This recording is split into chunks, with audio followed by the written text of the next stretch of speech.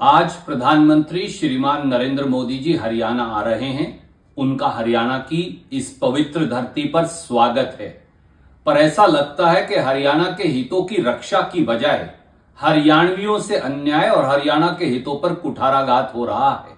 इसलिए हरियाणा की 2.5 करोड़ से अधिक जनता के हक में प्रधानमंत्री माननीय नरेंद्र मोदी जी और मुख्यमंत्री नायब सैनी जी से सवाल तो पूछने पड़ेंगे। पहला सवाल,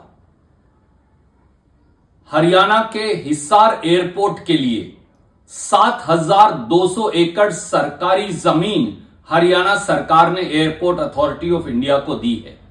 इस जमीन की कीमत 15,000 करोड़ रुपए से अधिक है। आज इसके बावजूद भी हरियाणा के लोग और हरियाणा की सरकार हिसार एयरपोर्ट की मालिक क्यों नहीं है। दूसरा सवाल, यह बताया जा रहा है कि अगले 1 साल तक हिसार एयरपोर्ट से मात्र 6 पैसेंजर जहाज जो हैं वो उड़ान भरेंगे हर रोज। तो हरियाणा का हिसार एयरपोर्ट कार्गो एयरपोर्ट कब बनेगा, इसे कार्गो हब कब बनाएंगे और क्या प्रधानमंत्री आज इसकी घोषणा करेंगे। केवल 6 उड़ान, वो भी सवारी उड़ान उड़ाने से हरियाणा को क्या लाभ होने वाला है। तीसरा सवाल, एयरपोर्ट पर, हिसार एयरपोर्ट पर नाइट लैंडिंग की व्यवस्था क्यों नहीं की गई। क्योंकि ज्यादातर कार्गो जहाज जो हैं वो शाम को या रात को लैंड करते हैं, डोमेस्टिक भी और खासतौर से अंतर्राष्ट्रीय भी। अगर हिसार को अंतर्राष्ट्रीय कार्गो हब बनाना है तो नाइट लैंडिंग जरूरी है। क्या प्रधानमंत्री आज हिसार में नाइट लैंडिंग व्यवस्था जारी करने की घोषणा करेंगे और उसकी कोई तिथि निश्चित करेंगे। चौथा सवाल, हिसार एयरपोर्ट निर्माण में भ्रष्टाचार और आपराधिक चूक सामने आई है। अखबार की खबरों ने साफ तौर से बताया कि 182 करोड़ से हिसार एयरपोर्ट की ये 4 दीवारी बनाई गई, पर असल में 4 दीवारी बनी नहीं क्योंकि कोई नींव ही नहीं थी। कच्ची 4 दीवारी को ही पक्की 4 दीवारी बना दिया गया। जब इतनी भारी आपराधिक चूक हुई है, और यही नहीं कहते कि रनवे के निर्माण में भी DGCA, director general civil aviation के मापदंड पूरे नहीं हुए, जब यह सब हेराफेरी हुई है तो इसकी जांच क्यों नहीं हो रही, इसकी लीपापोती क्यों की जा रही है और इस पूरी आपराधिक लापरवाही और भ्रष्टाचार के लिए कौन जिम्मेवार है।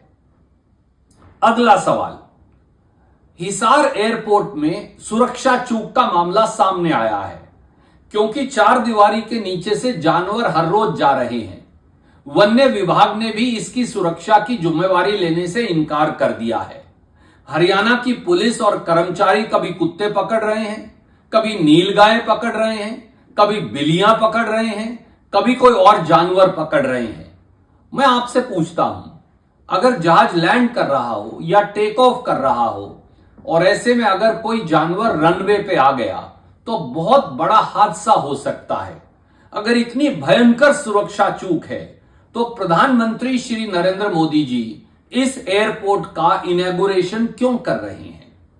हमारा अगला सवाल वो बहुत महत्वपूर्ण है। छठा सवाल, यह बताया गया है कि श्रीमान नायब सैनी जी ने एक सरकारी एयर कंपनी से, जिसका नाम है अलायंस एयरवेज, उनसे एग्रीमेंट किया है कि ये जो 6 जहाज उड़ेंगे इनकी टिकटें महंगी ना हो, इसलिए इन टिकटों का, जहाज का, कंपनी का सारा घाटा जो है वो हरियाणा के खजाने से दिया जाएगा।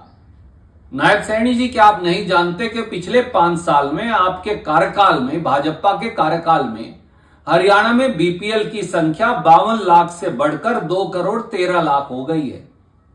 ऐसा प्रांत जहां 2.5 करोड़ में से 2 करोड़ 13 लाख बीपीएल में है, तो हम अपने सरकार के खर्चे से जहाज की टिकटों के घाटे की भरपाई क्यों करें। अगर कंपनी को जहाज उड़ाना है तो वो दे, या जिसे जहाज में जाना है वो उस टिकट का खर्चा दे। गरीब दलित, गरीब पिछड़ा, छोटा किसान वो क्यों दे।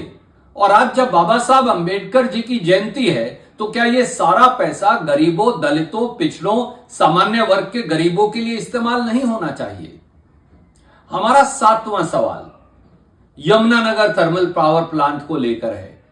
यमुनानगर थर्मल पावर प्लांट की 800 मेगावाट की इकाई के निर्माण का नींव पत्थर प्रधानमंत्री रखेंगे, पर हमने तो इसका इंतजाम 11 साल पहले कर दिया था।